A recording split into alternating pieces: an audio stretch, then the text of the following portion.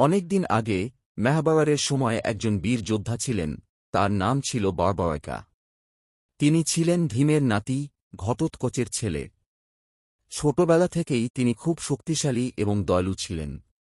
বারবাওয়াকা ৩টি অদ্ভুত তীরের শক্তি অর্জন করেছিলেন, যা দিয়ে তিনি পুরো পৃথিবী জয় করতে পারতেন। কিন্তু তার একটা বিশেষ প্রতিজ্ঞা ছিল।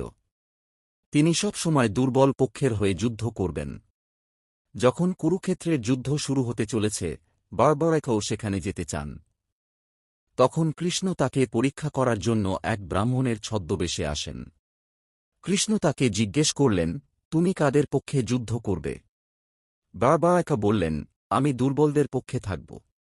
কৃষ্ণ বুঝলেন এতে বড় সমস্যা হবে।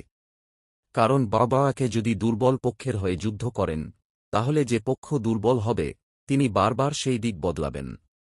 এতে যুদ্ধ কখনো শেষই হবে না। তাই কৃষ্ণ তার কাছে একটি গুরুতর দান চাইলেন, তার নিজের মাথা। বারবাওয়াকা বিনা দ্বিধায় সেই দান দেন। কৃষ্ণ খুব খুশি হয়ে তাকে আশীর্বাদ করেন। কলিযুগে তুমি শ্যাম বাবা নামে পূজিত হবে, এবং যারা তোমাকে ভক্তিভরে ডাকবে তাদের সব কষ্ট দূর হবে। তারপর বারবাওয়াকার মাথা যুদ্ধক্ষেত্রে রাখা হয়, যাতে তিনি পুরো যুদ্ধ দেখতে পারেন। আজকে খাটু শ্যাম নামে তিনি বিশেষভাবে রাজস্থানের খাতু ধামে পূজিত হন। ভক্তরা বিশ্বাস করেন, হারে কা সহারা শ্যাম হ্যামারা, যিনি হেরে যায় শ্যাম বাবা তার পাশে থাকেন।